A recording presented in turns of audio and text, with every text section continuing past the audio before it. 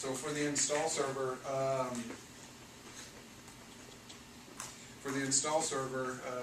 basically the requirements are Opensolaris 2009.06. For x86, you can use the live CD, or you can, or AI if you have it to install. For Spark, you have to use AI to install on Spark.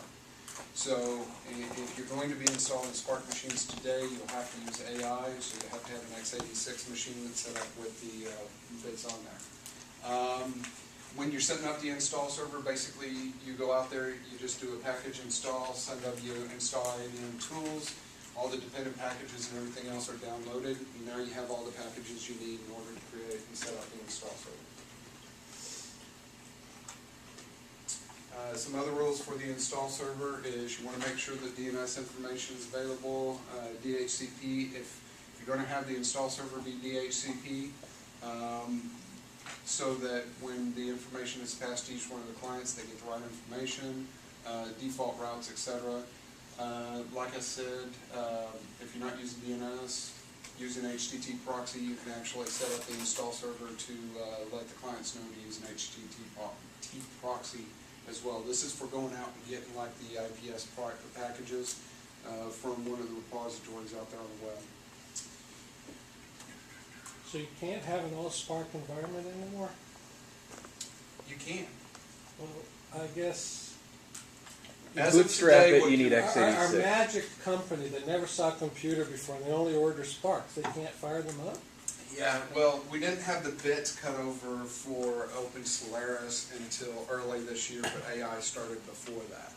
Okay. So you just would have to do your first Spark server with AI from an x86 server, and then you could shut it down and create that as an install server. Well, they are working on a text. Once the text installer is finished, then you'll be able to just pop a CD in a Spark box and go from there. But the text installer isn't there yet. So the future isn't, no, you got to have an x86 No. before Spark will run. That's just today you have to do Spark from AI, unfortunately.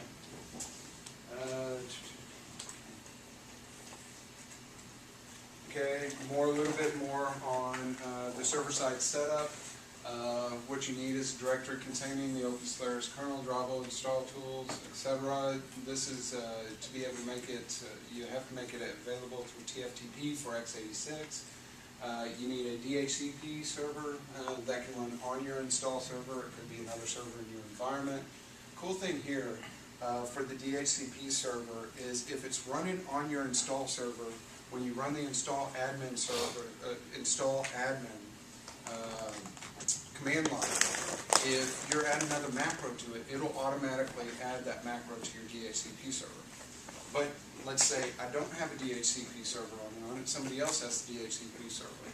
It will actually give out the exact details for the macro that needs to go on that DHCP server, so you can basically cut and paste that and email it over to your network admins that are controlling that.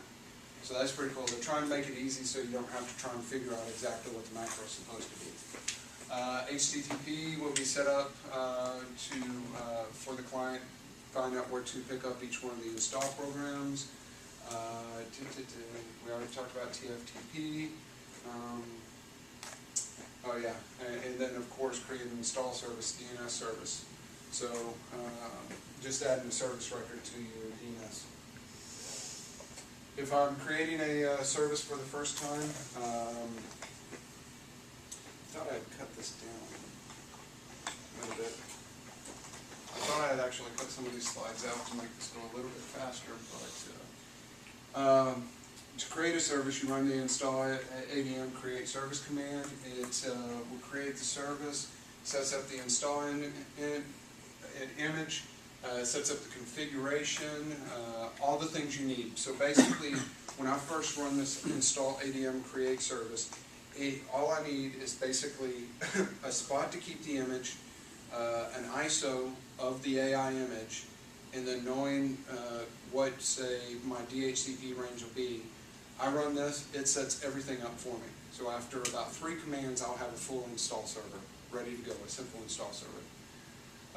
It automatically registers the install server. Like I said, it'll make a DNS service discovery call to go out there and try and update, if it can, automatically to the DNS server till it has the server available.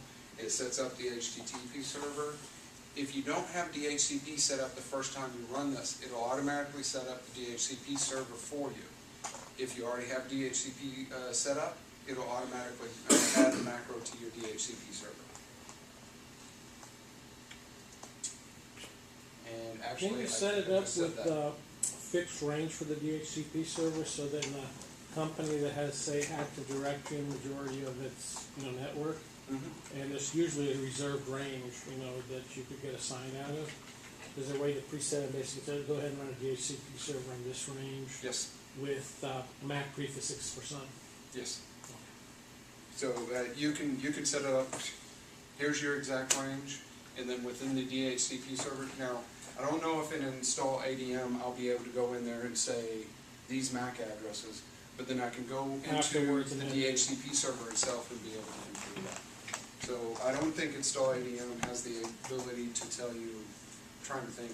No, but after the fact you can go, because the installation server you can do in the lab. You don't have to do that in the lab. It's just mainly to get something without having the Windows administrators have a cow. Actually, that was what I was, provide starting IP and number of IP addresses. All right, so we've talked about, basically the design concepts and how it works, but how do I exactly direct the AI installer on what to install, what software packages? Maybe I have certain ones I want to install, certain ones I don't want to install. Where to install it, what disk, what partition, what slice, etc. Where do I go and get the software? Do I go out to package.opensolaris.org, or do I want to have a different repository? Maybe I'm going to set up my own repository. What other configuration information? Things like the initial configuration, root user and user passwords, time zones, what's the host name going to be, etc. That's where I mentioned manifest before. And what exactly is a manifest within an AI? Manifest is basically, it's an XML file that defines the installation. I want to make sure everybody knows it defines the installation. Okay, that's 2 of these I got to fix. It's an XML file that defines the installation. There are 3 kinds of manifest. There's the AI manifest.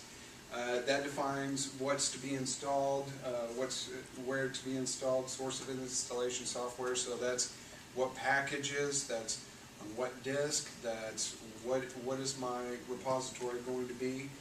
The SC manifest is one that defines the custom configuration of the systems, like what we were talking about earlier, the time zone, what the root user is going to be, what the password is, if I want to add some additional users that I need within my environment. And then finally, there's a criteria manifest that basically assigns an AI and a SC manifest to a set of characteristics. So your criteria is where you get into like the MAC address, like what you were talking about. I want this AI and SC manifest to be used on MAC addresses ranges from here to here, or IP ranges here to here.